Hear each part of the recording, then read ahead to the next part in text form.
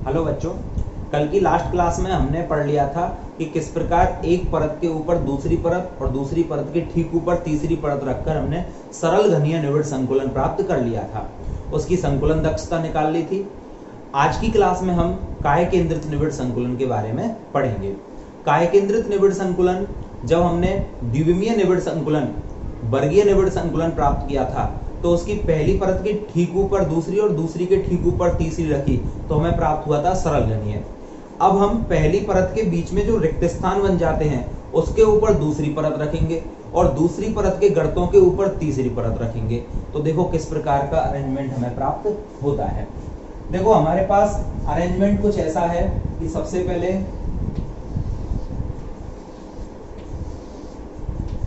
मैं यहां पर बना लेता हूं द्विविमीय वर्गीय निबिड़ संकुलन बना लेता हूं। ये द्विविमीय जो वर्गीय निबिड़ संकुलन है, इसमें पंक्ति पहली के ठीक ऊपर दूसरी और दूसरी के ठीक ऊपर तीसरी है। अब मैंने यहाँ पर इस परत के ठीक ऊपर दूसरी और दूसरी के ठीक ऊपर तीसरी रखता हूं तो सरल घनीय निबिड़ संकुलन प्राप्त होता है। लेकिन अब मेरे को इन गर्तों के ऊपर दूसरी परत रखनी है। इन गर्तों के ऊपर ये जो बीच बीच में रिक्त स्थान बन रहे हैं, इसके ऊपर मेरे को दूसरी परत रखनी है। तो देखो, इस गोले का केंद्र ये है, इसका केंद्र ये है, इन सभी का केंद्र बिंदु यहां से निकलेगा। तो देखो, ये पूरा का पूरा रिक्त स्थान के ऊपर एक गोला आएगा तो वो किस प्रकार से रखा हुआ होगा, कुछ इस प्रकार से ये रिक्त स्थान के ऊपर एक गोला रख दिया गया है। अब इसके ऊपर दूसरा गोला रखा जाएगा, इसके ऊपर तीसरा गोला रखा जाएगा, इसके ऊपर चौथा गोला रखा जाएगा, इसके ऊपर पांचवा गोला आ जाएगा और इसके ऊपर छठवां गोला आ जाएगा। अब बात यह आती है कि जब हमने पहली परत के ठीक ऊपर दूसरी परत रख दी तो पहली परत को यदि मैं ए मान लेता हूं तो दूसरी परत मेरे पास यहां पर क्या प्राप्त हो जाती है, बी, क्योंकि अरेंजमेंट चेंज हो चुका है। पहली परत थी, उसके बीच में जो रिक्त स्थान बने थे उसके ऊपर हमने दूसरी परत को व्यवस्थित कर दिया। अब दूसरी परत के रिक्त स्थान कौन से बने, तो आप ध्यान से देखोगे, मैं थोड़ा सा डार्क करके आपको बताता हूं इस चीज को। देखो, ये दूसरी परत का गोला है जो मैंने यहाँ पर रखा है, ये वाला। इसी प्रकार ये वाले भी दूसरी परत के गोले हैं। थोड़ा सा मैं डार्क करके बता रहा हूं जिससे आपको चित्र बिल्कुल ठीक ढंग से डायग्राम दिखाई दे जाए। अब देखो, ध्यान से आपको देखने पर पता चल रहा है कि ये वाली सिचुएशन जो हमें प्राप्त हो रही है, एक रिक्त स्थान देखो यहाँ पर प्राप्त हो रहा है।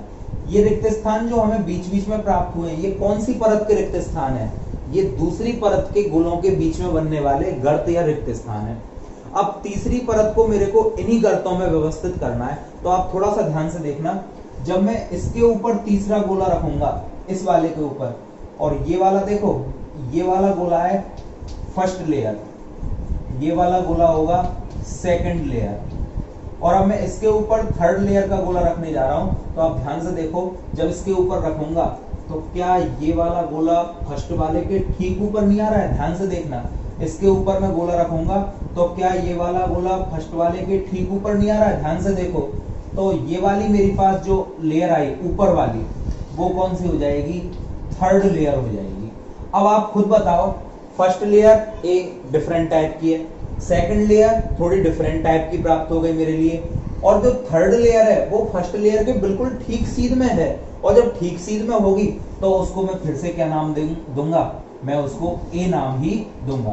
तो कहने का मतलब क्या है कि इस पैटर्न में ए बी, फिर दोबारा से ए, अब इसके ऊपर फिर रखूंगा तो बी, फिर ए, फिर इसके ऊपर बी, तो A B A B A B A B pattern की लगातार पुनरावृत्ति चलती रहती है। मैं ऐसे थोड़ा सा इधर से समझाता हूं आपको। देखो, मेरे पास एक अरेंजमेंट इस प्रकार से है कुछ, थोड़ा सा मैं इस डायग्राम को 3D में बना रहा हूं। अब आप देखो, ये एक परत है, ओनली एक परत। अब इन चार गोलों के बीच में आप स्वयं सोचकर देखो कितने रिक्त स्थान गड्ढे बनेंगे, कि एक गोला, दूसरा, तीसरा, चौथा, तो बीच में एक गड्ढा सा बन जाएगा, रिक्त स्थान बन जाएगा। तो वो रिक्त स्थान ये है, ये वाला।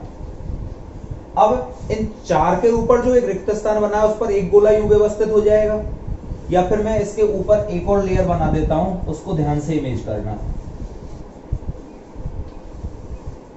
देखो ये फर्स्ट लेयर है जिसको मैंने ए नाम दिया, ये भी थर्ड लेयर है जिसको फिर से मैं ए नाम दूंगा, क्योंकि फर्स्ट और लास्ट लेयर जो है बिल्कुल एक दूसरे के बिल्कुल ठीक सीध में है। जो सेम परत होंगी उनको एक ही नाम से अरेंज किया जाएगा।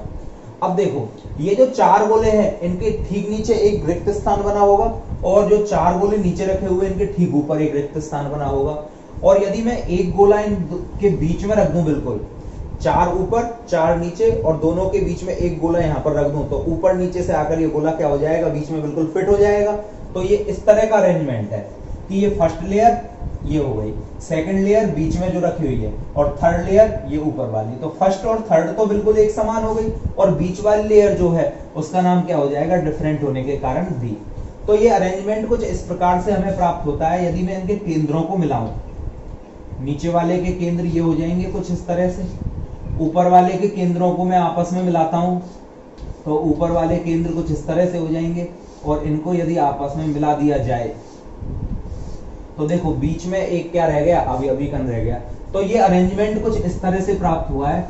इस डायग्राम को आप देखोगे ध्यान से, एक क्यूब की शेप में मैं यदि आपके सामने इसको बनाऊं तो देखो इस कोने पर ये पीछे वाला गोला, इस कोने पर ये, इस कोने पर ये और इस कोने पर ये। तो चार कोनों पर चार गोले नीचे हैं और चारों कोनों पर चार गोले पीछे ऊपर की ओर भी हैं। तो इनको मैं छोटे गोले बना देता हूं एक बार समझाने की पर्पज से। और एक गोला कहां पर रखा हुआ है, बिल्कुल बीचों बीच में रखा हुआ है। तो आप स्वयं बताओ कि ये स्ट्रक्चर कैसी बन चुकी है। ये स्ट्रक्चर बन चुकी है काय केंद्रित। वह एकक कोष्टिका जिसमें अवयवी कण केंद्रों में, वह एकक कोष्टिका जिसमें अवयवी कण कोनों के अलावा केंद्र में भी होता है, वह काय केंद्रित एकक कोष्टिका कहलाती है। तो ये काय केंद्रित एकक कोष्टिका मेरे पास बन चुकी है। अब एक्चुअली ये है वास्तव में निविड़ संकुलन। तो निविड़ संकुलन को दर्शाने के लिए देखो मैं इसका अरेंजमेंट कुछ इस तरह से बनाऊंगा, आप ध्यान से देखना।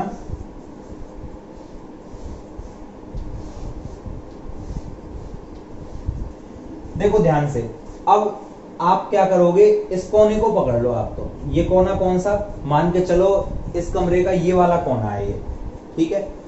इस कमरे के ये कोने को और इसके सीध में जस्ट सामने वो वाला कोना। तो एक इस तरह से डायगोनल जो है वो बनाना है, विकर्ण हमको। तो एक तो इस कोने को ले लो आप, ध्यान से देखना, और एक इस कोने को ले लो आप, ठीक है। ये कोना कौन सा हो गया, यदि एक कमरे का ये वाला कोना है तो ये जस्ट ये वाला कोना ये है, तो ये वाला कोना बिल्कुल ठीक सीध में नीचे की ओर होगा, यूं एक विकर्ण बन जाएगा कमरे में, ध्यान से देखना। और एक गोला कहां पर रखा हुआ है, केंद्र में।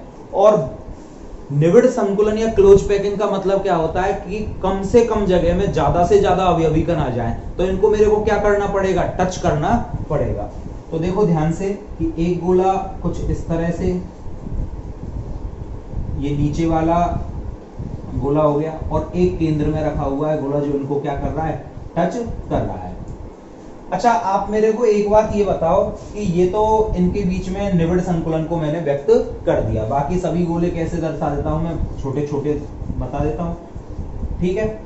अब ध्यान देकर ये बताओ कि इस अरेंजमेंट में एक अवयवी कण अन्य कितने अवयवी कणों को टच कर रहा है। तो आप देखकर डायरेक्ट बता सकते हो कि ये बीच वाला गोला चार को नीचे से टच कर रहा है और चार को ऊपर से टच कर रहा है। तो चार नीचे चार ऊपर, टोटल कितने को टच करेगा, 8 को। तो इसका जो कोऑर्डिनेशन नंबर है वो कितना हो जाएगा, 8 हो जाएगा।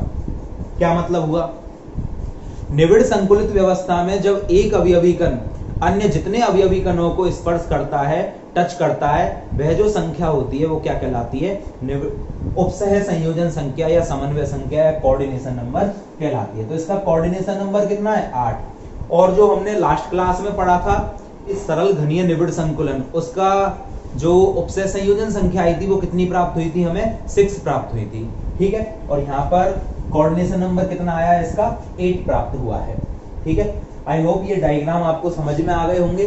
अब हम बात करते हैं कि लैंग्वेज में इसको कैसे बोलेंगे हम।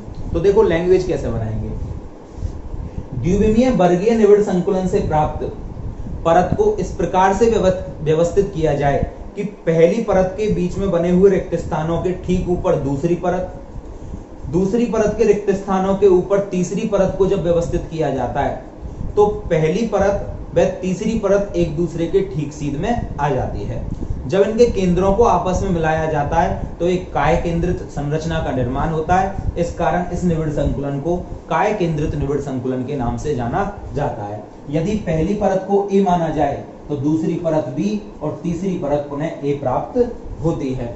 इस प्रकार इस निबिड़ संकुलन में एबी पैटर्न की पुनरावृत्ति होती चली जाती है। काय केंद्रित निबिड़ संकुलन में एक अवयवी कण अन्य 8 अवयवी कणों को स्पर्श करता है। इस कारण इस निबिड़ संकुलन की समन्वय संख्या 8 होती है। अब बात की जाती है कि इस निबिड़ संकुलन की संकुलन दक्षता कितनी होती है, और संकुलन दक्षता क्या होती है कि टोटल 100% जो आयतन है उस आयतन में से गोलों ने यानी अवयवी कणों ने कितना आयतन घेरा हुआ है। क्या टोटल 100%, क्या 80%, 70%, मतलब उसमें रिक्त स्थान कितना बचा और अवयवी कणों ने कितना आयतन कवर अप कर लिया, तो वो अपन अब पढ़ते हैं। तो मेरे पास डायग्राम क्या प्राप्त हो गया था,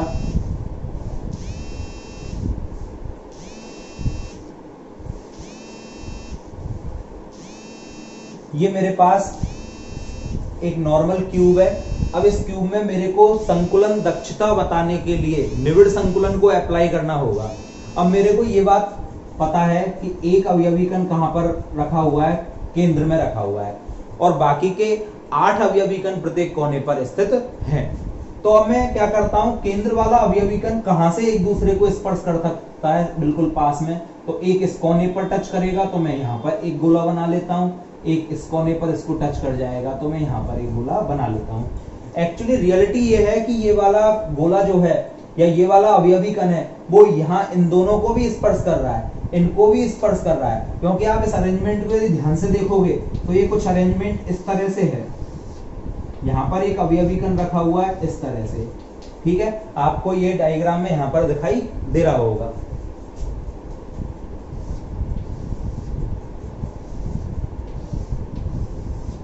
ये अरेंजमेंट कुछ इस तरह से है। ये वाला गोला ऊपर के चारों को टच कर रहा है और ये नीचे के चारों को भी टच कर रहा है। तो इस तरह से ये वाला सभी कोनों को टच कर रहा है, ऊपर के चारों को और नीचे के चारों को। लेकिन जब मैं संकुलन दक्षता यहाँ पर निकालता हूं तो इस डायग्राम जो मैं बना रहा हूं यहाँ पर, ये बोर्ड पर यानी द्विविमीय डायग्राम बन रहा है और हम ये 3D पढ़ रहे हैं। तो एक्चुअली इसको मैं आपको घुमाकर चारों बगल से तो बता नहीं सकता, तो इसलिए मैं पीछे वालों को टच करने की बजाय जो आपको स्पष्ट रूप से दिखाई दे जाए, इसलिए मैं आगे को टच करके बता रहा हूं ओनली। तो बाकी के गोले में कैसे लगा देता हूं, छोटे लगा देता हूं। एक्चुअली ऐसा किया क्यों जा रहा है ये भी आप समझो। तो इसका रीजन क्या है कि मेरे को एक बात ये पता है कि जो घन होता है उसकी प्रत्येक भुजा बराबर की होती है और घन का आयतन क्या होता है, a क्यूब। और जब यदि प्रत्येक भुजा बराबर की है तो मैं a क्यूब करके उसका आयतन निकाल लूंगा और संकुलन दक्षता में मुझे उस एकक कोष्ठिका के आयतन की आवश्यकता होती है।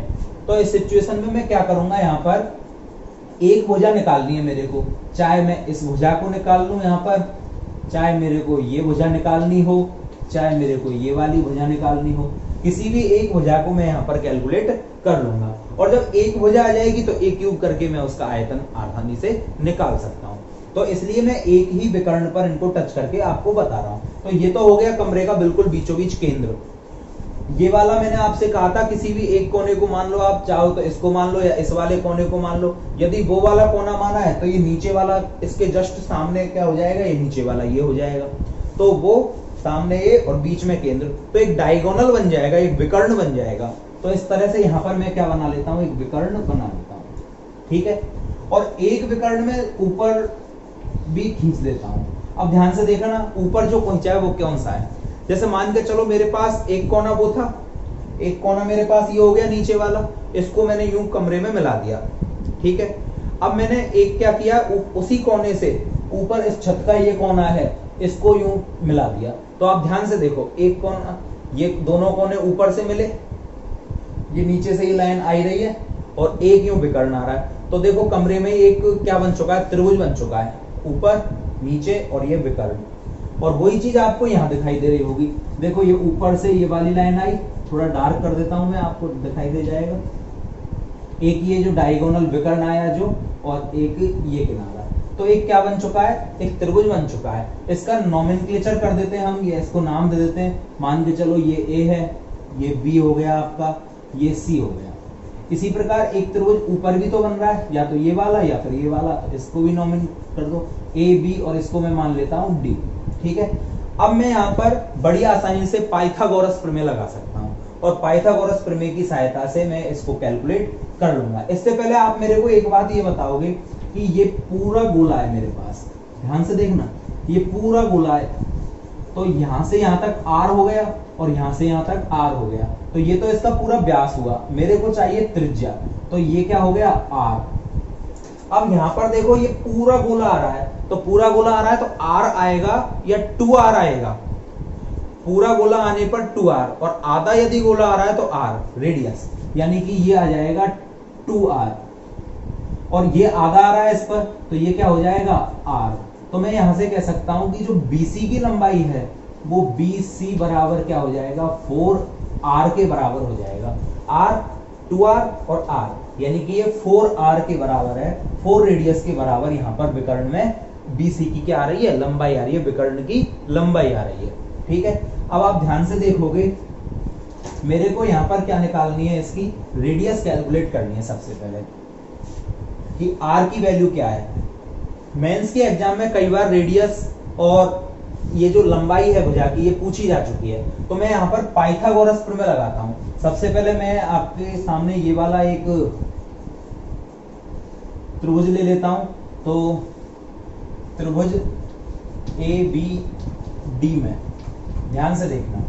अब त्रिभुज ABD में ये वाला मेरे पास क्या हो जाएगा, विकर्ण हो जाएगा, और आप जानते हो AB का स्क्वायर बराबर AD का स्क्वायर प्लस BD का स्क्वायर। तो AB का स्क्वायर बराबर क्या हो जाएगा, AD का स्क्वायर प्लस BD का स्क्वायर, तो BD का स्क्वायर प्लस AD का स्क्वायर। अब एक्चुअली ये प्रत्येक भुजा जो है, ये A है, ये भी A है, ये भी A है, ये भी A है, यानी प्रत्येक ये क्या है A।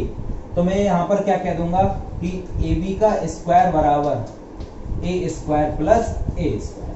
क्लियर है यहाँ तक? और AB का स्क्वायर बराबर 2A स्क्वायर। क्लियर? अब मेरे पास दूसरा त्रिभुज क्या है, यहाँ पर ये दूसरा मेरे पास त्रिभुज आ जाएगा। तो त्रिभुज कौन सा ले लेता हूं मैं, ABC में, त्रिभुज ABC में। अब यहां से मेरे पास विकर्ण क्या हो गया, BC। तो मैं क्या करूंगा यहाँ पर कि BC का स्क्वायर बराबर क्या हो जाएगा, AB का स्क्वायर प्लस AC का स्क्वायर। तो BC का स्क्वायर, पाइथागोरस प्रमेय लग रही है यहाँ पर भी, तो क्या हो जाएगा AC का स्क्वायर प्लस AB का स्क्वायर। अब BC का स्क्वायर बराबर AC का स्क्वायर, AC कहां से कहां तक की लंबाई है ये, और इसको तो मैं पहले क्या मान चुका हूं, A मान चुका हूं, तो ये A स्क्वायर।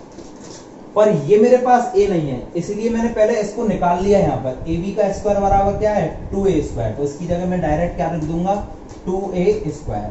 क्लियर है यहाँ तक? और BC का स्क्वायर बराबर मेरे पास A square plus 2A square, यानी कितना हो जाएगा, 3A स्क्वायर प्राप्त हो जाएगा। और एक्चुअली BC बराबर क्या आ जाएगा मेरे पास, √3A। और आपको पता है इस BC की वैल्यू कितनी है, BC बराबर है 4R। तो मैं यहाँ पर क्या रख दूंगा, 4R बराबर √3A। और मेरे को क्या चाहिए, A, तो A बराबर क्या हो जाएगा, √3 को मैं नीचे ले आऊं तो 4R अपॉन √3। तो ये मेरे पास किसकी वैल्यू आ चुकी है, A, यानी कि इस भुजा की लंबाई मेरे पास प्राप्त हो चुकी है। अच्छा, एक्चुअली मेरे को A चाहिए या इसका पूरा आयतन निकालना है संकुलन दक्षता निकालने के लिए। तो आयतन के लिए मैं क्या कर दूंगा यहाँ पर A क्यूब। तो A क्यूब क्या हो जाएगा, इसका क्यूब हो जाएगा, यानी कि 4R का क्यूब अपॉन √3 का भी क्यूब, या कंप्लीट का क्या कर दूं मैं, क्यूब कर दूं। तो ये मेरे पास कितना आ जाएगा, इसका क्यूब आ जाएगा 64R क्यूब, और ये हो जाएगा 3√3। ठीक है, तो ओवरऑल इसकी वैल्यू कितनी आ जाएगी मेरे पास, 64R क्यूब अपॉन ये हो जाएगा 3√3। ठीक है, तो ये मेरे पास A क्यूब की वैल्यू आ चुकी है। अच्छा, इसके अलावा कई बार आपसे रेडियस भी पूछी जा सकती है, तो रेडियस क्या हो जाएगी, ये ना निकाल के मैं यहाँ से R की वैल्यू निकालना चाहूँ तो R की वैल्यू क्या हो जाएगी, √3A अपॉन नीचे किसको ले जाऊंगा मैं, 4 को। तो ये बात, दोनों बात आपको ध्यान रखनी है, जेईई मेंस में ऐसे क्वेश्चन पूछे जा चुके हैं। अब मैं यहाँ पर क्या करता हूँ पैकिंग एफिशिएंसी निकालता हूं इसकी। तो पैकिंग एफिशिएंसी का फॉर्मूला क्या होता है? पैकिंग एफिशिएंसी परसेंटेज बराबर Z into 4/3 pi R cube upon A cube into 100। अच्छा Z क्या है? तो मेरे पास ये बीसीसी प्रकार की एकक कोष्टिका है, केंद्र में भी अवयवी कण और प्रत्येक कोने पर भी अवयवी कण। तो बीसीसी में अवयवी कणों की संख्या कितनी होगी जल्दी बताओ? हम पहले निकाल चुके हैं। Z का मान कितना आ जाएगा? इसके लिए 2 आ जाएगा। याद होगा आपको, 8 कोनों पर एक एक अवयवी कण, तो 8 इंटू 1/8 प्लस केंद्र में अवयवी कण, तो 1 इंटू 1 2 हमने निकाल लिया था, लास्ट क्लास में हमने ये कर चुके थे। अब मेरे पास Z की वैल्यू है, तो पैकिंग एफिशिएंसी परसेंटेज बराबर मैं यहाँ पर Z की वैल्यू कितनी रख दूंगा? 2 इंटू 4/3 पाई की वैल्यू कितनी हो जाएगी? 3.14 इंटू R। अब R की वैल्यू मेरे पास यहाँ पर कितनी है? ये, लेकिन वैल्यू रखने की बजाय मैं सीधा यहाँ पर R क्यूब ही रखूंगा और इंटू 100 अपॉन में नीचे क्या आ जाएगा? A क्यूब, और A क्यूब की वैल्यू मैं यहाँ पर निकाल चुका हूँ। कितनी हो जाएगी ये? 64 R क्यूब अपॉन 3√3। अब आपको ये पता होगा कि मैंने ये R क्यूब की वैल्यू यहाँ पर क्यों नहीं रखी, क्योंकि R क्यूब से डायरेक्ट R क्यूब क्या हो जाएगा? कट हो जाएगा। ठीक है, और इसको जब आप सॉल्व करोगे, इतना तो आप कर ही सकते हो, इसको सॉल्व करके देख सकते हो, और जब इसको आप सॉल्व करोगे तो ये आपको लगभग 68% प्राप्त होगा। लेकिन आजकल एग्जाम में डायरेक्ट संकुलन दक्षता ना पूछकर वो पूछ सकता है कि बताओ काय केंद्रित निबिड़ संकुलन में कितना आयतन ऐसा होगा जो रिक्त रह जाएगा। तो हमें रिक्तियों का प्रतिशत आयतन यदि निकालना है, रिक्ति का प्रतिशत आयतन, तो हम क्या करेंगे? टोटल आयतन कितना होता है? 100, उसमें से 68 को मैं लेस कर दूंगा, तो मेरे पास ये कितना 32% आयतन ऐसा होगा जो कि किसके द्वारा घिरा जाएगा? रिक्त स्थानों के द्वारा घिरा जाएगा। बाकी 68% आयतन ऐसा होगा जो अवयवी कणों के द्वारा घिरा जाएगा। लास्ट क्लास में जब हमने सरल घनीय निबिड़ संकुलन निकाला था तो वहां पर 52.4% आयतन अवयवी कणों ने घिरा था और 47.6% आयतन किसके द्वारा कवर अप कर लिया गया था? रिक्तियों के द्वारा कवर अप कर लिया गया था। और यहाँ पर काय केंद्रित निबिड़ संकुलन में 68% आयतन तो अवयवी कणों के द्वारा कवर अप किया गया और 32% आयतन उसमें रिक्त स्थान बच गए। मतलब 100% आयतन में से केवल 68% आयतन गोलों ने घेरा है, 32% आयतन उसमें अभी भी बीच बीच में खाली रह चुका है। तो ये होता है आपका काय केंद्रित निबिड़ संकुलन। अब हम पढ़ते हैं 3D निबिड़ संकुलन में हेक्सागोनल क्लोज पैकिंग 2D था, उससे हम अब बनाएंगे 3D। तो षटकोणीय द्विविमीय निबिड़ संकुलन से 3D निबिड़ संकुलन कैसे बनाया जाए? तो सबसे पहले मैं षटकोणीय द्विविमीय निबिड़ संकुलन बनाता हूं। देखना आप ध्यान से, ये मेरे पास षटकोणीय द्विविमीय निबिड़ संकुलन था जिसमें एक पंक्ति के गोलों के जो गर्त होते हैं या रिक्त स्थान होते हैं, उन गर्त या रिक्त स्थानों के बीच में दूसरी पंक्ति के अवयवी कण रखे जाते हैं।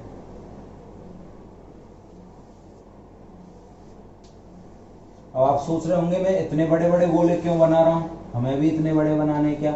नहीं, ये डायग्राम हमें समझना है, और जब हम डायग्राम अच्छी तरह से समझ जाएंगे तो ये चैप्टर बिल्कुल हमारा क्लियर हो जाएगा। बस ये पूरा का पूरा चैप्टर डायग्रामों पर बेस्ड है, और वो डायग्राम यदि हमें अच्छी तरह से आ गए तो इस चैप्टर को समझने में हमें बिल्कुल प्रॉब्लम नहीं होगी। तो हमें पूरा डायग्रामों पर ध्यान देना है। देखो, ये षटकोणीय द्विविमीय निबिड़ संकुलन है जहां पर ये पहली पंक्ति के कण, उसके गर्तों में रिक्त स्थानों में दूसरी पंक्ति के कण, और उसके रिक्त स्थान या गर्तों में तीसरी पंक्ति के अवयवी कणों को व्यवस्थित किया जा चुका है।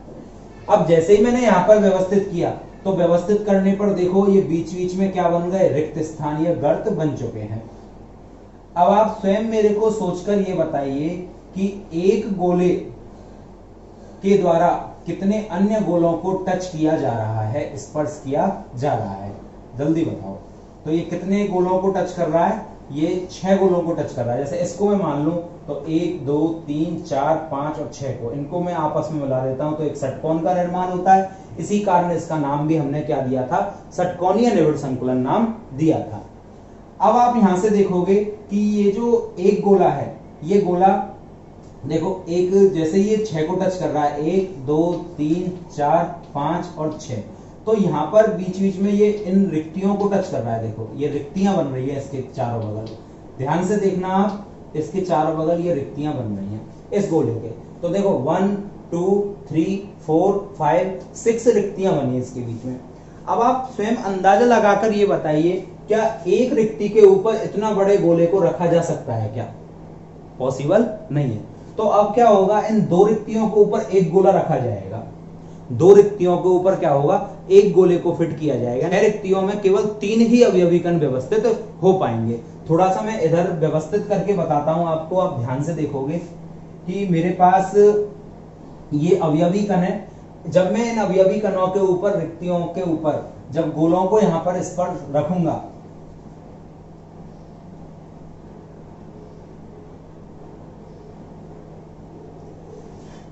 देखो ध्यान से थोड़ा सा कि मेरे पास ये द्विविमीय षटकोणीय निविड़ संकुलन है। अब मैं इसके ऊपर दूसरी परत को व्यवस्थित कर रहा हूं पहली परत के ऊपर, और जब दूसरी परत को रख रहा हूं तो इन रिक्त स्थानों के ऊपर दूसरी परत को रख रहा हूं।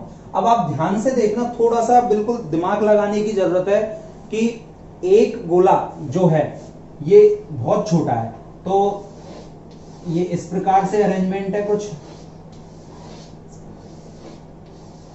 7 गोले आपस में व्यवस्थित हैं जिनके बीच में 6 रिक्त स्थान बन रहे हैं। तो एक गोला इतना छोटा है कि उसके ऊपर एक गोला और नहीं आ सकता, एक रिक्ति के ऊपर दूसरा गोला नहीं आ सकता, तो 2 रिक्तियों के ऊपर एक गोला आएगा। अब ये 2 रिक्ति कौन कौन सी होंगी, जैसे एक तो ये पूरी कवर अप होगी, अब थोड़ी सी इधर से, थोड़ी सी इस वाली, और थोड़ी सी रिक्ति ये वाली।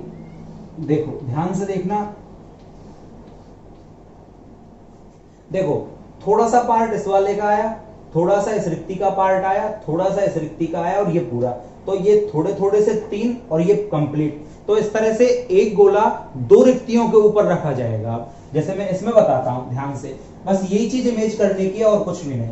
देखो इसके ऊपर मैं रख रहा हूं तो थोड़ा सा पार्ट तो यहां से आएगा, थोड़ा सा पार्ट इधर से आएगा, थोड़ा सा पार्ट इधर से आएगा, और ये पूरा, और इनको बस आपको मिलाने का काम करना है और कुछ भी नहीं करना है। अब आप स्वयं बताओ कि ये जो ऊपर मैंने दूसरी पंक्ति का गोला रखा है, ये दूसरी पंक्ति का गोला एक रिक्ति ये, और थोड़ा सा ये, थोड़ा सा ये, और थोड़ा सा ये, यानी कि पूरी रिक्ति का 1/3 पार्ट, 1/3 1/3, तो ये तीनों मिलकर एक बनाएंगे और एक रिक्ति ये होगी। तो यानी कि एक गोला 2 रिक्तियों को कवर अप कर रहा है। ठीक है, ध्यान से चलो। अब ये मेरे पास पूरी रिक्ति है, तो थोड़ा सा पार्ट इस वाले का आएगा, थोड़ा सा इधर से पार्ट आएगा, और थोड़ा सा पार्ट इधर से आएगा, तो थोड़ा ये, थोड़ा सा ये, थोड़ा ये, और ये कंप्लीट। तो ये कितना हो जाएगा, ये पूरी 2 रिक्तियों का निर्माण कर देगा। ध्यान से देखोगे, चलो इसमें बताओ, तो इसमें थोड़ा सा पार्ट ये, थोड़ा सा इधर से, थोड़ा सा इसका ये, और जब इनको आप मिलाओगे तो आप पूरी कंप्लीट एक क्या बना दोगे, अवयवी कण, जिसमें 1 2 3 थोड़े थोड़े पार्ट और ये कंप्लीट। चलो अब थोड़ा नीचे बात करते हैं। तो इस अवयवी कण को, इस रिक्ति को कंप्लीट कवर अप करना है मेरे को, ध्यान से देखना। तो कौन कौन से आएंगे, थोड़ा सा पार्ट ऊपर से आएगा, थोड़ा सा इधर से आएगा, थोड़ा इधर से आएगा, और जैसे ही मैं इनको मिलाऊंगा तो ध्यान से देखो, एक गोला, ये कंप्लीट रिक्ति, और 1/3 1/3 ये पार्ट। चलो इसको कवर अप करना है कंप्लीट इसको, तो जैसे ही मैं इसको कवर अप करूंगा तो ऊपर से थोड़ा सा पार्ट आएगा, थोड़ा सा इधर से, थोड़ा सा इधर से, और इनको जब आप टच करोगे तो अब देखो मेरे पास कोई ऐसा पैमाना तो है नहीं कि मैं बिल्कुल फिक्स गोले बना सकूं हाथों से, तो इसलिए डायग्राम थोड़ा सा आपको इमेज करना होगा और बिल्कुल साफ बनाना होगा।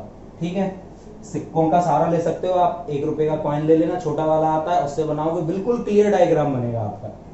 तो यहां से जैसे ही मैंने बनाया तो ये पूरा कवर अप हो चुका है, और 1/3 1/3 1/3 ये पार्ट आ चुके हैं।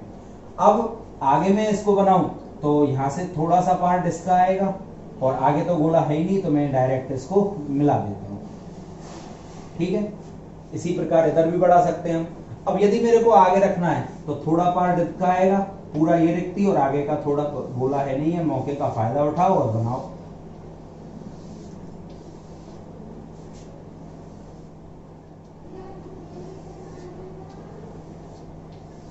ठीक है, तो इस तरह का डायग्राम बनेगा। अब आप कहोगे तो गल्लाबोरी सी हो गई, पता नहीं क्या बन गया। तो बिल्कुल सही कह रहे हो आप कि एक के ऊपर जैसे ही दूसरी परत को रखा मैंने, तो कुछ इस तरह का डायग्राम अरेंजमेंट हुआ है कि हमें थोड़ा समझ में नहीं आ रहा है, लेकिन यहां पर हमें इमेज करना होगा और ध्यान से देखना होगा। अब मैं आपको दो चीजें बताता हूं, उसके बाद इस डायग्राम पर हम दोबारा से आएंगे। तो देखो एक बार, मेरे पास स्टार्टिंग में एक परत थी और वो परत कुछ इस तरह से थी। ध्यान से देखना, ये डायग्राम मैं बार बार बना के इसीलिए बता रहा हूं आपको, जिससे ये समझ में आ जाए।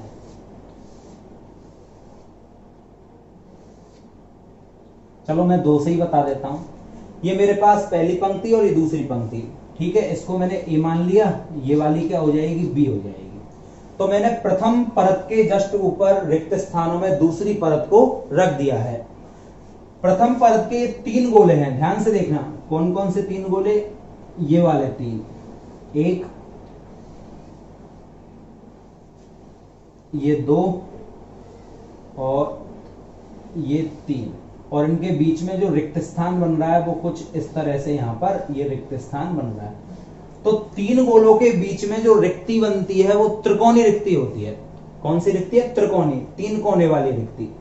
अब मेरे को क्या करना है, दूसरी परत रखी मैंने, तो थोड़ा सा पार्ट इस वाले का लिया था, अब याद करो, थोड़ा सा पार्ट मैंने इधर से लिया था, थोड़ा सा पार्ट मैंने इधर से लिया था, और ये कंप्लीट।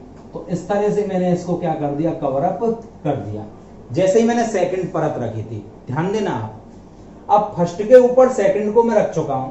तो देखो ये 3 गोले अभी इस तरह से रखे हुए हैं। मैं थोड़ा सा कोशिश करता हूं इस चित्र को 3D बनाने का, तो ये आपको कुछ इस तरह से दिखना है। देखो ये पहला, ये दूसरा और ये तीसरा। अब आप इसको यूं इमेज ना करके यूं इमेज करो कि ये यूं रखी हुई है व्यवस्थित। इन 3 गोलों के बीच में एक त्रिकोणीय रिक्ति बनी थी, तो वो त्रिकोणीय रिक्ति यहां पर होगी भाई, एक गोला, दूसरा गोला और तीसरा, बीच में एक त्रिकोणीय रिक्ति आ रही है। और इस त्रिकोणीय रिक्ति के ऊपर ये वाला गोला मैंने यहां पर क्या कर दिया, व्यवस्थित कर दिया कुछ इस तरह से। इसको मैं थोड़ा और स्पष्ट बनाता हूं, 1 2 3, और इसके ऊपर एक गोला ये वाला रख दिया। मैंने थोड़ा दूर अरेंज करके बताया है अब आपको, ठीक है। इनके केंद्रों को मिलाओ आप, तो जैसे यहां पर भी मैं मिला के बता देता हूं आपको थोड़ा सा। और इस वाले का केंद्र कहां होगा, पीछे, ये वाला। अब आप इनको मिलाओ आपस में। यहां थोड़ा आपको स्पष्ट नहीं दिखाई दे रहा होगा, इधर से देखो। और ये भी यदि आपको स्पष्ट नहीं दिखाई दे तो मैं केवल गोले ना बनाकर, देखो इसका केंद्र ये था, इस वाले का केंद्र ये था, पीछे वाले का केंद्र ये था, और इनको मैंने मिलाया तो एक त्रिकोणीय रिक्ति बन गई है। नीचे वाले 3 गोलों से एक त्रिकोणीय रिक्ति। इस त्रिकोणीय रिक्ति के ऊपर मैंने एक गोला रखा था, तो उसका केंद्र ये था। जब मैं इनको आपस में यूं मिलाऊंगा तो आप खुद देख के बताओ, क्या एक टेट्राहाइड्रल चतुष्फलक आपको नहीं दिख रहा क्या, जिसका देखो एक फलक,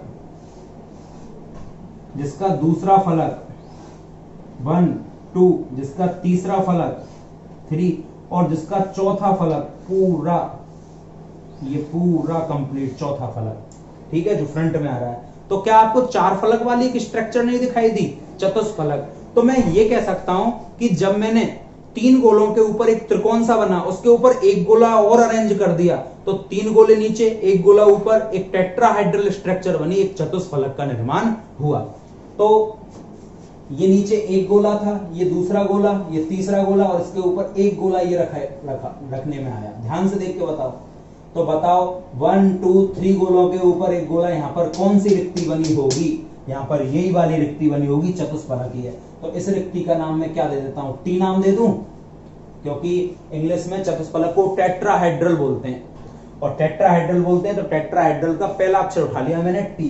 तो यहां पर कौन सी रिक्ति बनी होगी, टेट्राहाइड्रल रिक्ति का निर्माण हुआ।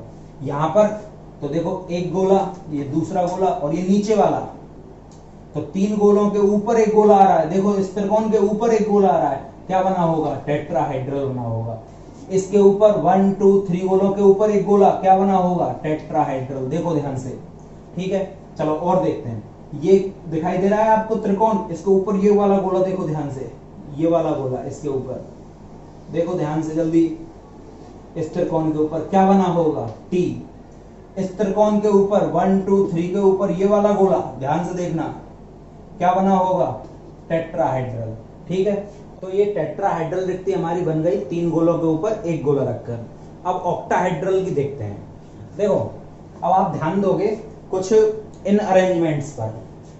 देखो यहां पर आपको स्टार दिखाई दे रहा होगा, ध्यान से देखना, कुछ इस तरह की स्ट्रक्चर देखो आप, 3 गोले नीचे 3 गोले ऊपर, एक स्टार लाइक स्ट्रक्चर दिखाई दे रही होगी। ठीक है, ये जहां पर सिंगल गोले के ऊपर एक गोला है वहां तो टेट्राहेड्रल बन चुका है, मैंने टी लिख दिया। अब आप इन स्टार्स को देखो जहां पर, तो ये स्टार कैसे बना, देखना ध्यान से कि मैं इस स्टार के नीचे वाले 3 गोले ले रहा हूं, ये नीचे वाली त्रिकोणीय रिक्ति है ना, ये वाली देखना ध्यान से, ये कितने गोलों से बनी है, नीचे वाले 3 गोलों से। कौन से, 1, मैं डार्क कर देता हूं आपको शायद स्पष्ट दिखाई दे जाएगा थोड़ा सा।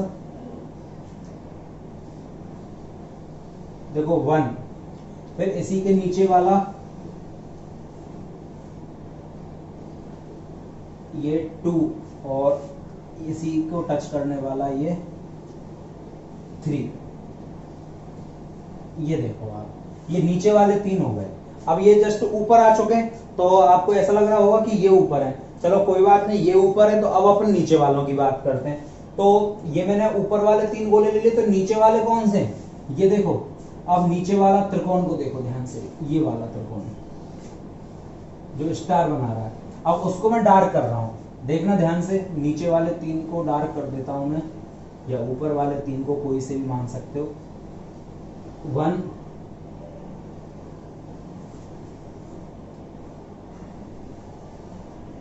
2 और इसको टच करता हुआ ये 3rd। अब आप ध्यान से देखो, 3 नीचे 3 ऊपर, 3 नीचे सीधे हैं, ऊपर वाले उल्टे हैं, इनको आपस में मिलाया तो एक स्टार लाइक स्ट्रक्चर बनी। अब मैं स्टार को इधर बना रहा हूं, आप ध्यान से देखना जिससे ये स्ट्रक्चर आपके समझ में आ जाए। देखो 1 2 और ये 3।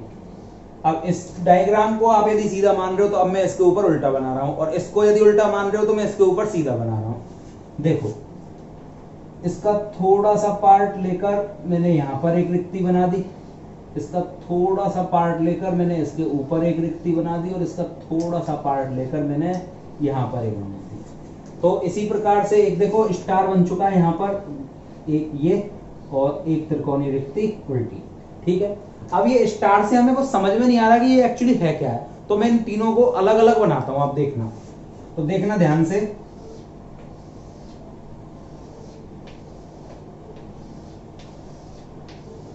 एक इस तरह से, और इसके ठीक नीचे दूसरे गोले हैं, कैसे,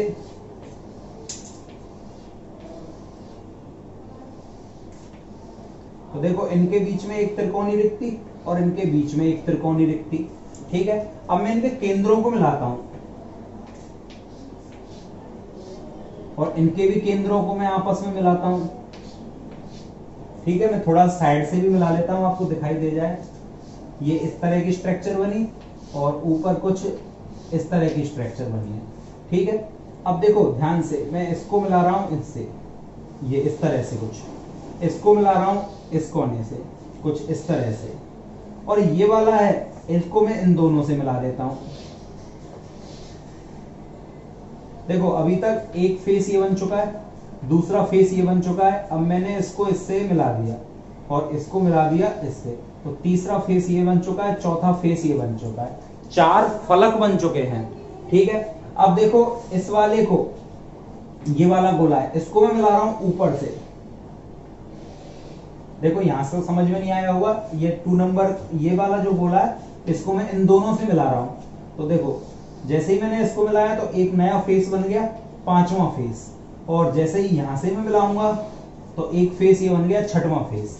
ठीक है, तो 1 2 3 4, आगे वाले से 5 और इधर से 6। और अब आप ध्यान से देखो, एक फेस बिल्कुल आगे फ्रंट में, पूरा आगे की ओर। ठीक है, कौन सा, ये देखना ध्यान से, ये वाला दिख रहा है, ये हो जाएगा 7 नंबर। और एक पीछे की साइड भी है, देखो त्रिभुज, कौन सा, ध्यान से देखना, दिख रहा है, ये कौन सा हो जाएगा, 8 नंबर। तो अब आप स्वयं देखो ध्यान से कि मेरे पास टोटल क्या हो चुके हैं, 8 फेज हो चुके हैं, 1 2 3 4 5 6 7 और एक बैक वाला 8। तो 8 फलक वाली एक संरचना बनी जिसे मैं क्या कहूंगा, अष्टफलक नाम दूंगा।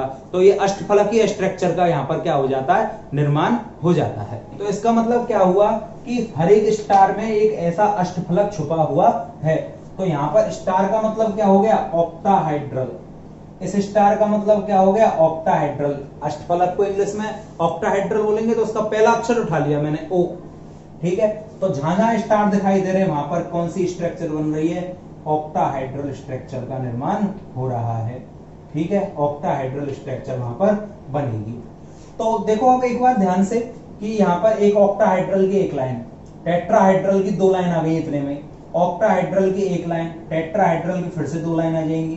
तो कहने का मतलब यह है कि ऑक्टाहाइड्रल जो रिक्तियां होती हैं वो यदि 1 लाइन में बन रही हैं तो टेट्राहाइड्रल रिक्तियां 2 लाइन में बन रही हैं। तो मैं ये कह सकता हूं कि जब षटकोणीय द्विविमीय निबिड़ संकुलन की पहली परतों के गर्तों में जब दूसरी परत को रखा जाता है तो 2 प्रकार की रिक्तियों का निर्माण होता है।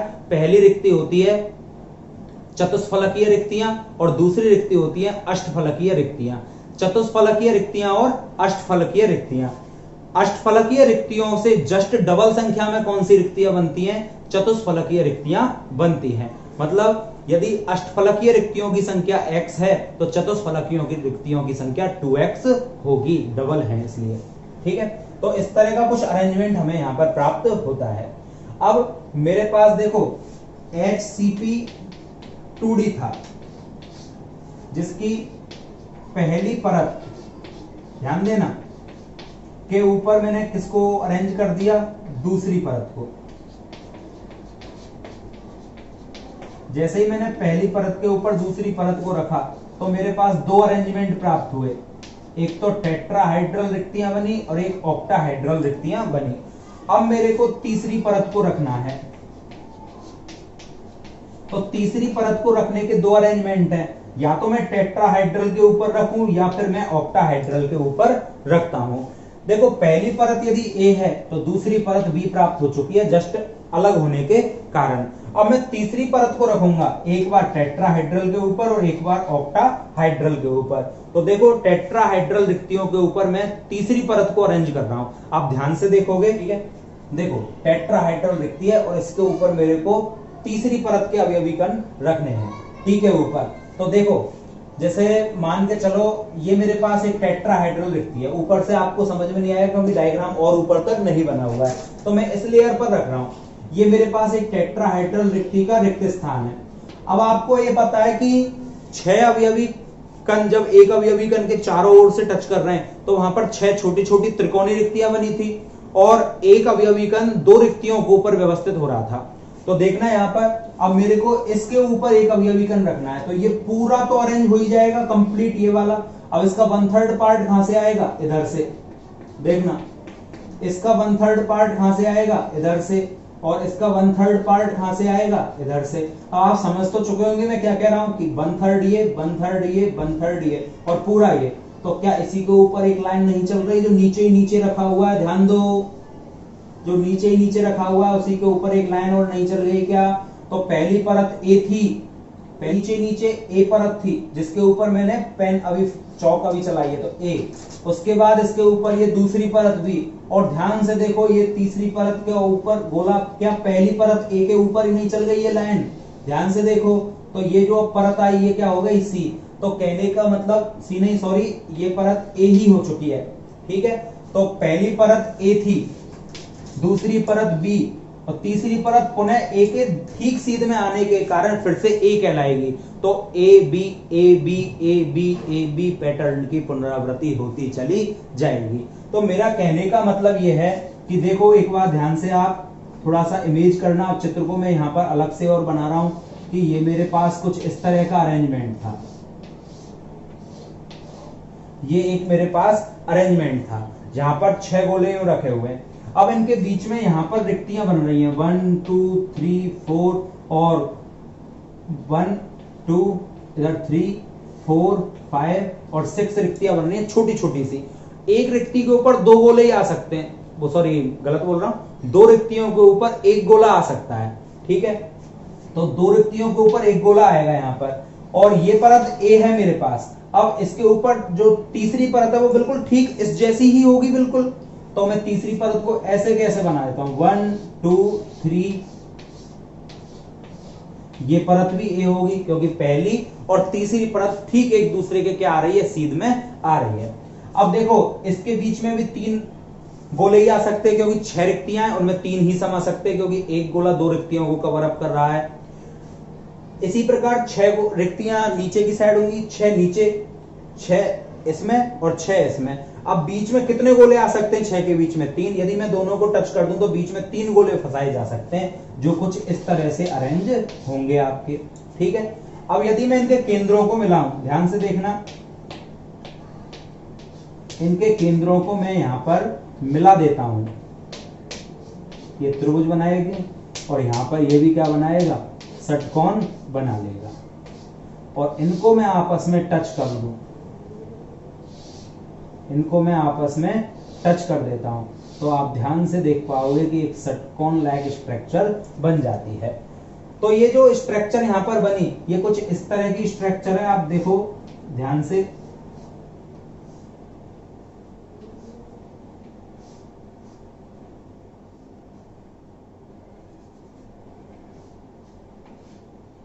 देखना,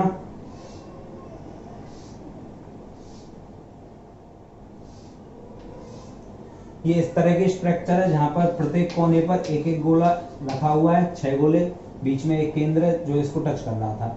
और इसी प्रकार 6 गोले नीचे की ओर और 3 गोले कहां पर आ रहे हैं, बीच में। ये आपस में एक दूसरे से इस प्रकार जुड़े हुए, तो एक षटकोण लायक स्ट्रक्चर बन जाती है। और इसी को मैं बोलता हूं यहां पर HCP 3D स्ट्रक्चर। तो लैंग्वेज क्या बनेगी, जब षटकोणीय द्विविमीय निबिड़ संकुलन से प्राप्त अवयवी कणों की परतों को इस प्रकार से व्यवस्थित किया जाए कि पहली परत के जो गर्त हैं उनके ऊपर दूसरी परत, दूसरी परत के गर्तों के ऊपर जब तीसरी परत रखी जाती है, तो पहली परत के ठीक ऊपर दूसरी परत रखते ही मेरे पास दो अरेंजमेंट आए, एक चतुष्फलकीय रिक्तियां बनी, एक अष्टफलकीय रिक्ति बनी। चतुष्फलकीय रिक्ति के ऊपर जब मैंने तीसरी परत को जमाया, तो तीसरी परत को जमाने पर पहली परत और तीसरी परत ठीक एक दूसरे के सीध में आ जाती है, बिल्कुल इस तरह से। तो पहली परत और तीसरी परत एक दूसरे के ठीक सीध में आ जाती है। इनके केंद्रों को मिलाने पर एक षटकोण का निर्माण होता है। इस कारण इस निबिड़ संकुलन को षटकोणीय निबिड़ संकुलन त्रिविमीय कहा जाता है। अब एक बात ये बताओ आप ध्यान से कि एक अवयवी कण, ध्यान से देखना, एक अवयवी कण कौन सा वाला ले लेते हैं, चलो इस वाले को ले लूं मैं। ध्यान से देखना थोड़ा सा, ये अवयवी कण बगल में कितनों को टच कर रहा है, 1 2 3 4 5 6 को तो ये साइड में टच कर रहा है, चारों बगल। अब इसके बीच में रिक्तियां कितनी बन रही हैं, 6। दो रिक्तियों के ऊपर एक गोला आ सकता है, तो 6 रिक्ति ऊपर की साइड बनेंगी और 6 नीचे की साइड बनेंगी। ऊपर 6 रिक्तियों पर कितने गोले आएंगे, 3 ऊपर और 3 ही नीचे को टच करेंगे। तो 6 बगल में, 3 ऊपर 3 नीचे, तो बीच वाला गोला 6 को तो यूं टच कर रहा है, 3 को ऊपर से टच कर रहा है, 3 को नीचे से टच कर रहा है। तो कहने का मतलब एक गोला टच कितनों को कर रहा है, 12 को टच कर रहा है। तो इस निबिड़ संकुलन का जो कोऑर्डिनेशन नंबर है वो कितना आएगा, 12 आएगा। मतलब एक अवयवी कण अन्य 12 अवयवी कणों को स्पर्श करता है, इस कारण इसकी समन्वय संख्या कितनी हो जाती है, 12 हो जाती है। अब बात आती है कि पहली परत के ऊपर दूसरी परत रखी तो चतुष्फलकीय और अष्टफलकीय दो रिक्तियां बनी। चतुष्फलकीय के ऊपर तीसरी परत को रखा तो षटकोणीय निबिड़ संकुलन त्रिविमीय बन गया। क्या हो कि हम अष्टफलकीय रिक्ति के ऊपर तीसरी परत को व्यवस्थित करें, तो जब अष्टफलकीय रिक्ति के ऊपर तीसरी परत रखी जाती है तो क्या होता है, देखो ये मेरे पास ऑक्टाहेड्रल रिक्तियां हैं, इसके ऊपर मेरे को तीसरी परत को व्यवस्थित करना है। अब आपको ये पता है कि यहां से क्या होगा, जब इसके ऊपर मैं अवयवी कण को रखूंगा तो एक पूरी रिक्ति तो ये आ जाएगी। अब इसके ऊपर देखो थोड़ा सा पार्ट इधर से आएगा। ये टॉपिक बस इमेज करने का है, समझने का है, डायग्राम एक बार दिमाग में बैठ गया पूरी तरह से आपको याद हो जाएगा। देखो एक मैं यहां से रखूंगा, थोड़ा सा पार्ट में इधर से लूंगा, और थोड़ा सा पार्ट में इधर से लूंगा, तो 1/3 1/3 1/3 और ये पूरा। तो जैसे ही मैं इनको आपस में मिला दूंगा, तो इनको मिलाने पर मेरे को एक अवयवी कण यहाँ पर क्या हो चुका है, अरेंज हो चुका है। ध्यान से देखोगे अब आप, तो क्या ये अवयवी कण किसी के ऊपर आया है क्या? देखो ये मेरे पास पहली परत थी, ये मेरे पास दूसरी हो गई। अब जैसे ही मैंने इसको रखा तो ये मेरे पास बिल्कुल अलग से सी परत प्राप्त हुई है। अब मैं इसके ऊपर ऐसे रखता हूं तो इसका 1/3 पार्ट, इसी प्रकार से इसका 1/3 हो जाएगा जो इसको टच करेगा, और यहां से इसका 1/3 हो जाएगा, और इनको मैं यहां पर मिला देता हूं। ध्यान से देखना, तो जैसे ही मैं इनको आपस में मिलाऊंगा तो मेरे पास एक और गोला इसके ऊपर आ चुका है। अब आप स्वयं देखकर बताओ, क्या ये किसी को टच कर रहे हैं क्या? यहाँ पर नहीं, मतलब किसी के ऊपर जस्ट एज इट इज नहीं है, टच तो ये कर रहे हैं लेकिन ठीक किसी के ऊपर नहीं है, तो ये बिल्कुल अलग परत प्राप्त होगी। और इनका जो ये केंद्र गर्त बन रहा है, इसके ऊपर मैं एक और अवयवी कणों को यहाँ पर बिल्कुल टच कर देता हूँ इसके बीच में।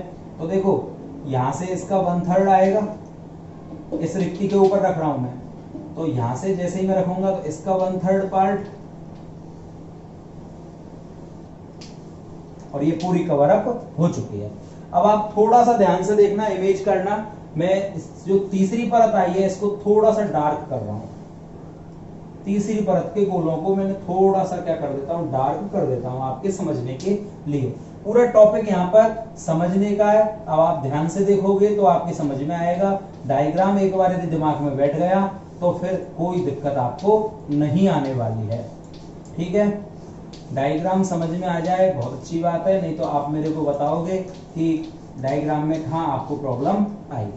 देखो ये मैंने तीसरी परत बना दी जो ना तो ए के ऊपर है ना बी के ऊपर।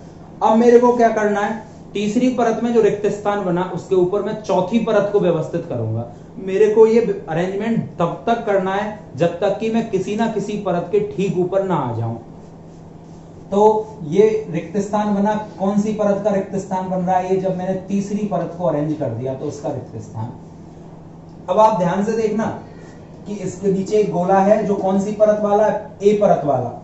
ये वाला जो गोला है वो कौन सी परत वाला है, ध्यान से देख के बताओगे, ए। इसके ऊपर ये जो आपको दिखाई दे रहा है, ये इसके ऊपर से निकल रहा है, ये वाला कौन सा हो जाएगा, बी।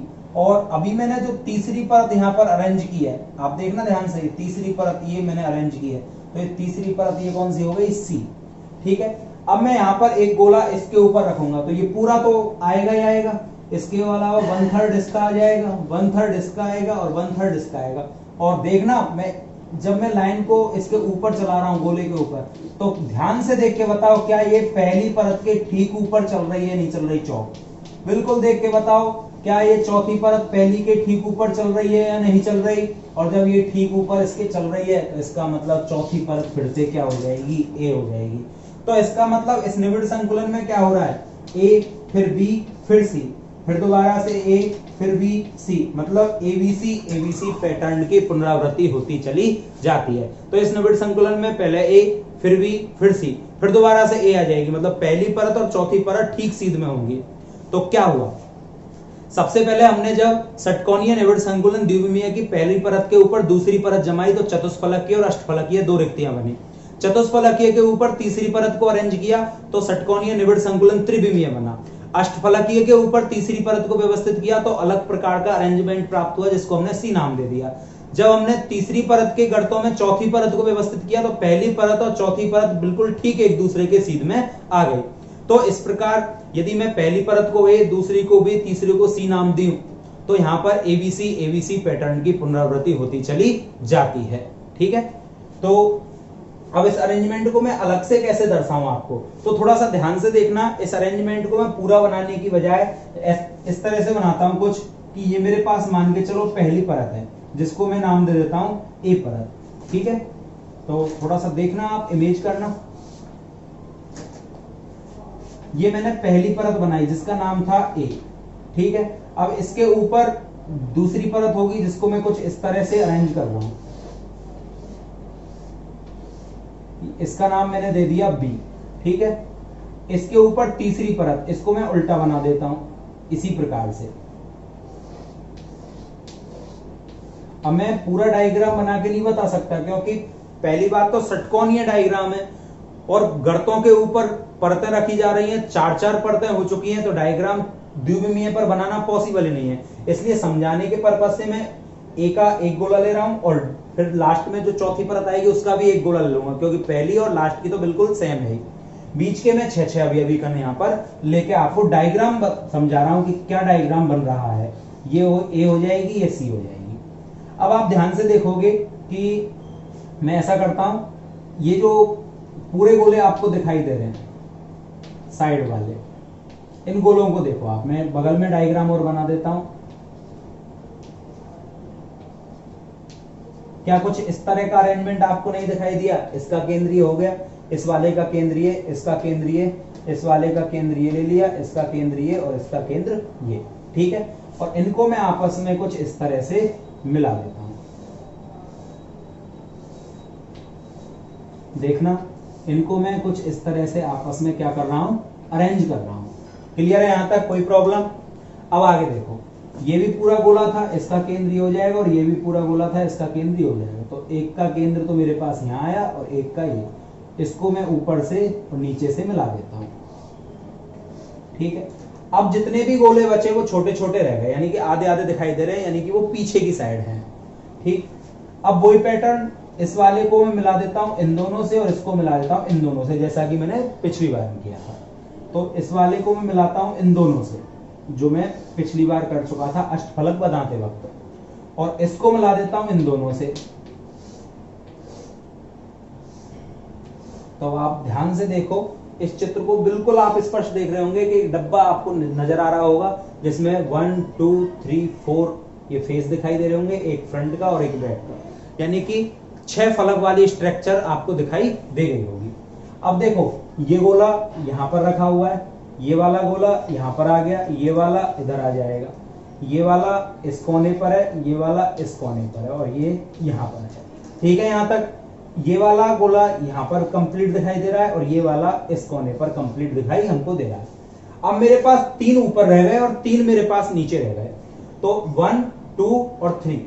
तो ये 1 2 3 देखो, एक तो इस फेस में आ गया ये वाला, एक आपका इस फेस में आ रहा है ये वाला, तो ये कहां जाएगा? तो पहले मैं इनको अरेंज कर देता हूं, 1 2, क्लियर है। ये एक तो इस फेस में आ चुका है, ध्यान से देखना, इस वाले फेस में, और एक इस वाले फलक में आ चुका है, ठीक। अब नीचे वाला को देखें, ये वाला किस में आएगा? ये वाला इस वाले फेस में आ रहा है, देखो ध्यान से, इस वाले फेस में ये, और ये वाला इधर वाले फेस में आ रहा है, कौन से वाले में? ये वाले में, इस वाले फेस में ये वाला गोला आपका आ रहा है, ठीक है। अब एक गोला आगे के फेस में है, ये इस पूरे में, ये वाला, और ये वाला जो पीछे के फेस में जा रहा है, पीछे वाले में, बैक, तो एक गया पीछे वाले में, एक गया आगे वाले में। तो क्या आपको ये नहीं दिखाई दे रहा आपकी प्रत्येक फलक में एक एक अवयवी कण केंद्र में स्थित है, और वह एकक कोष्ठिका जहां पर कोनों पर भी अवयवी कण हो और प्रत्येक फलक के केंद्र में भी अवयवी कण हो, वह फलक केंद्रित एकक कोष्ठिका कहलाती है। तो यहाँ पर फलक केंद्रित एकक कोष्ठिका FCC का क्या हुआ? निर्माण। तो इसे फलक केंद्रित निबिड़ संकुलन के नाम से भी जाना जाता है, और इसे CCP घनीय क्यूबिक क्लोज पैकिंग, घनीय निबिड़ संकुलन के नाम से भी जाना जाता है, क्यूबिक क्लोज पैकिंग के नाम से भी इसको जाना जाता है। तो इस अरेंजमेंट से मेरे पास घनीय निबिड़ संकुलन का क्या हुआ? निर्माण हो गया। तो आप ध्यान से देखोगे, सबसे पहले क्या था? सबसे पहले था मेरे पास एक विमीय निबिड़ संकुलन, जिसमें एक पंक्ति थी, एक अवयवी कण दो को टच कर रहा था। एक पर पंक्ति को मैंने उस पंक्ति के ठीक ऊपर रखा, मेरे पास वर्गीय निबिड़ संकुलन प्राप्त हुआ। पहली पंक्ति के गर्तों में दूसरी, दूसरी गर्तों में तीसरी रखी, मेरे पास षटकोणीय द्विविमीय निबिड़ संकुलन प्राप्त हुआ। वर्गीय निबिड़ संकुलन से प्राप्त परतों के ऊपर मैंने ठीक ऊपर परतों को रखा, सरल घनीय निबिड़ संकुलन प्राप्त हुआ। फिर मैंने उसके केंद्रों जो गर्त बने थे उसके ऊपर परतों को रखना स्टार्ट किया, काय केंद्रित निबिड़ संकुलन प्राप्त हुआ। अब षटकोणीय निबिड़ संकुलन में क्या हुआ था? षटकोणीय निबिड़ संकुलन की पहली परत के ठीक ऊपर दूसरी परत रखी, तो चतुष्फलकीय और अष्टफलकीय दो प्रकार की रिक्तियां बनी। जब चतुष्फलकीय पर रिक्ति के ऊपर मैंने तीसरी परत को व्यवस्थित किया, षटकोणीय त्रिविमीय निबिड़ संकुलन प्राप्त हुआ। जब अष्टफलकीय रिक्ति के ठीक ऊपर मैंने तीसरी परत को व्यवस्थित किया तो सी पैटर्न आया, उसके ठीक ऊपर उसके गर्तों में मैंने चौथी परत को रखा तो पहली और चौथी परत एक दूसरे के सीध में आ गई और घनीय निबिड़ संकुलन या फलक केंद्रित निबिड़ संकुलन को प्राप्त हमने कर लिया। अब आपको यहाँ एक कंफ्यूजन वाली बात जो है वो समझनी है, ये घनीय निबिड़ संकुलन है और स्टार्टिंग में जो हमने प्राप्त किया था लास्ट क्लास में वो सरल घनीय निबिड़ संकुलन था, दोनों में डिफरेंट है। और अरेंजमेंट वही है, 6 अवयवी कण, 6 अवयवी कणों के ऊपर 6 अवयवी कण, जैसे बीच में एक अवयवी कण है, 6 इसको यूं टच कर रहे हैं, ऊपर 6 रिक्त स्थान है, 3 उसमें यूं आ सकते हैं, 3 नीचे से आ सकते हैं, तो इसका भी कोऑर्डिनेशन नंबर जो होता है, कोऑर्डिनेशन नंबर तो इसका भी कितना होता है 12 ही होता है। और HCP3D का भी कोऑर्डिनेशन नंबर कितना होता है 12 ही होता है। अब बात हम करते हैं इसकी संकुलन दक्षता की, तो वो हमको यहां पर ध्यान से देखनी है। सबसे पहले मेरे पास स्ट्रक्चर कुछ इस तरह से प्राप्त हो गई थी,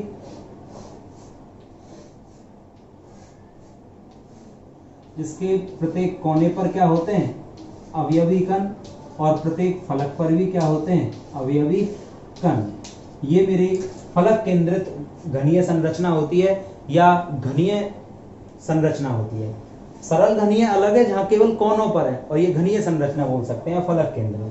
अब मेरे को एक्चुअली क्या निबिड़ संकुलन भी बनाना है और मेरे को भुजा एक भुजा निकालनी है और घन की प्रत्येक भुजा क्या होती है सेम होती है, चाहे मैं इधर से मानूं, चाहे मैं इधर से मानूं, चाहे मैं इधर से मानूं। तो एक्चुअली क्या है ए का मान निकालने के लिए इस डायग्राम को कुछ मैं इस तरह से बनाता हूं जिससे काम भी चल जाए और ए का मान भी निकल जाए। एक्चुअली इस गोले को मैं ले लेता हूं यहां पर, ध्यान से देखना। अब मेरे पास एक फेस है, जैसे यही दीवार आप मान लो, तो यहां पर क्या है एक्चुअली एक कोना ये है फेस का आगे वाले फ्रंट दीवार का और एक कोना मेरे पास यहां पर है, ठीक है, और एक यहां पर केंद्र में अवयवी कण है। तो मैं इस अवयवी कण को यहां टच कर दूंगा यहां पर और एक मैं यहां से ले लूंगा और एक डायगोनल बन जाएगा मेरे पास। तो मैं क्या कर रहा हूं यहां पर मैंने एक अवयवी कण ले लिया, ये वाला केंद्र वाला, और प्रत्येक कोने पर क्या रखा हुआ है अवयवी कण। तो मैं इसको इससे क्या करवा देता हूं टच करवा देता हूं कुछ इस तरह से। देखो ये विकर्ण है, यहां पर एक गोला इस तरह से रखा हुआ है, एक इधर हो जाएगा आपका, एक इधर हो जाएगा, ठीक है, ये केंद्र हो गए, ठीक। अब यहां से यहां तक r, ये हो जाएगा 2r और ये हो जाएगा r, क्योंकि इसका त्रिज्या आ रहा है, ये पूरा व्यास आ रहा है, इसका त्रिज्या आ रहा है। तो यदि मैं यहां से अरेंजमेंट देखूं तो आप ध्यान से देख पाओगे कि ये जो मैं अवयवी कण यहां पर ले रहा हूं, ठीक है, इसमें ये फेस थोड़ा छोटा है, इस वजह से आपको ऐसा दिखाई दे रहा होगा कि ये गोले तो बड़े और ये छोटा हो गया।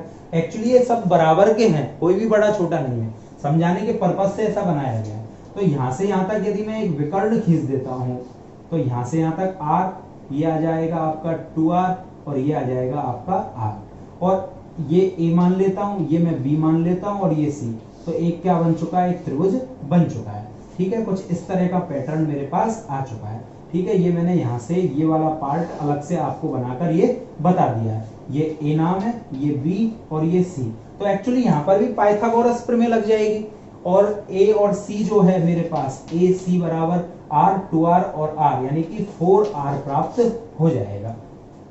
अब मैं यहाँ पर पाइथागोरस प्रमेय लगाता हूं तो त्रिभुज ले लेता हूं ABC। तो त्रिभुज ABC में तो एक्चुअली विकर्ण क्या है मेरे पास AC, तो AC का स्क्वायर बराबर क्या हो जाएगा AB का स्क्वायर और BC का स्क्वायर, तो AB का स्क्वायर प्लस BC का स्क्वायर। एक्चुअली AB यहां से यहां तक की लंबाई है, इसको मैंने A मान रखा है और BC भी A मानी हुई है, तो AC का स्क्वायर बराबर A square plus A square. तो AC का स्क्वायर बराबर मेरे पास 2A स्क्वायर आ गया और AC बराबर मेरे पास 2 अंडर रूट A आ जाएगा। क्लियर है। और AC की वैल्यू कितनी है मेरे पास 4R बराबर अंडर रूट 2A, और A बराबर अब मेरे पास क्या हो जाएगा बताओ 4R अपॉन रूट 2। आप चाहो तो यहां से R की वैल्यू भी निकाल सकते हो, R बराबर क्या हो जाएगा अंडर रूट 2A अपॉन 4, ठीक है। एक्चुअली ये जेई के एग्जाम में काफी बार पूछे जा चुके हैं और आ जाते हैं यहां से, इसलिए हमें ये A और R की वैल्यू डायरेक्ट भी आनी चाहिए, ठीक है। अब मेरे पास पैकिंग एफिशिएंसी का फॉर्मूला क्या होता है, तो पैकिंग एफिशिएंसी परसेंटेज बराबर हो जाएगा Z into 4/3 pi R cube upon A cube, घन का आयतन है, इंटू 100। और यहाँ पर ए तो मेरे पास आ चुका है, इसका क्यूब कर लेंगे हम। इसके अलावा मेरे पास जेड, तो एफसीसी में अवयवी कणों की संख्या जेड बराबर क्या होता है 4। हम पहले ही निकाल चुके थे कि कोने का हिस्सा 1/8 तो 8 इंटू 1/8 प्लस केंद्र का हिस्सा 1/2 तो 6 इंटू 1/2, 4 हमने लास्ट क्लासों में निकाल लिया था। तो ये 4 आ जाएगा। वैल्यू पुट करनी है यहाँ पर हमको, तो पैकिंग एफिशिएंसी परसेंटेज बराबर जेड की वैल्यू कितनी हो जाएगी 4, तो 4/3 इंटू पाई 3.14, आर क्यूब की जगह आप आर क्यूब रखोगे, मैंने पहले कह दिया क्योंकि वैल्यू कट जाएगी, ठीक है, इंटू ए क्यूब की वैल्यू कितनी आ जाएगी, इसका क्यूब करोगे तो 64 आर क्यूब अपॉन ये कितना हो जाएगा √2 इंटू √2 इंटू √2 यानी कि 2√2, ठीक है। जब आप इसको सॉल्व कर लोगे तो सॉल्व करने के बाद आपके पास ये आंसर आएगा 74%। तो 74% तो वो आयतन है जो केवल अवयवी कणों के द्वारा ऑक्यूपाई किया गया है। एक्चुअली वो आयतन कितना है जो रिक्तियों ने घेरा हुआ है, तो रिक्तियों का आयतन कितना हो जाएगा, रिक्तियों का प्रतिशत आयतन, ये कितना हो जाएगा, टोटल आयतन कितना है 174, तो ये आ जाएगा आपका 26%। तो टोटल आयतन में से 74% आयतन तो ऐसा है जो अवयवी कणों के द्वारा ऑक्यूपाई कर लिया गया, और 26% आयतन जो है वो रिक्तियों के द्वारा ऑक्यूपाई कर लिया गया है। ये 26 रिक्तियों का और 74 जो परसेंटेज आयतन आया है वो अवयवी कणों के द्वारा घेरा गया है। तो त्रिविमीय निबिड़ संकुलन हमें 4 प्रकार से प्राप्त हो गया था। सरल घनीय निबिड़ संकुलन, काय केंद्रित निबिड़ संकुलन, फलक केंद्रित निबिड़ संकुलन और षटकोणीय त्रिविमीय निबिड़ संकुलन। सबसे पहले हमें जो सरल घनीय निबिड़ संकुलन प्राप्त हुआ था उसका कोऑर्डिनेशन नंबर कितना प्राप्त हुआ था 6। इसकी पैकिंग एफिशिएंसी हमारे पास कितनी आ गई थी 52.4%, और रिक्तियों का प्रतिशत आयतन हमारे पास इसका कितना आ गया था 47.6%। ये हमारे रिक्तियों का आयतन आ चुका था।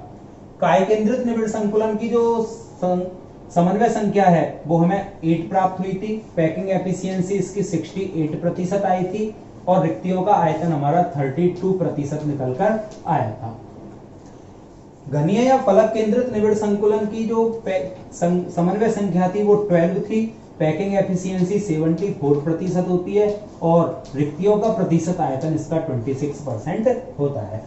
SCP-3D एक्चुअली हमारे सिलेबस में डिटेल्ड नहीं है, लेकिन ये आप यदि फलक केंद्रित आपको याद है तो एज इट इज वही होगा। इसकी जो समन्वय संख्या 12, पैकिंग एफिशिएंसी इसकी भी 74% होती है, और रिक्तियों का प्रतिशत आयतन इसका भी 26% होता है। तो आज की क्लास में हमने निबिड़ संकुलन को काफी डिटेल में देखा था। इसके अलावा हमने पैकिंग एफिशिएंसी निकाली है सभी की। तो आज की क्लास में इतना ही। Thank you.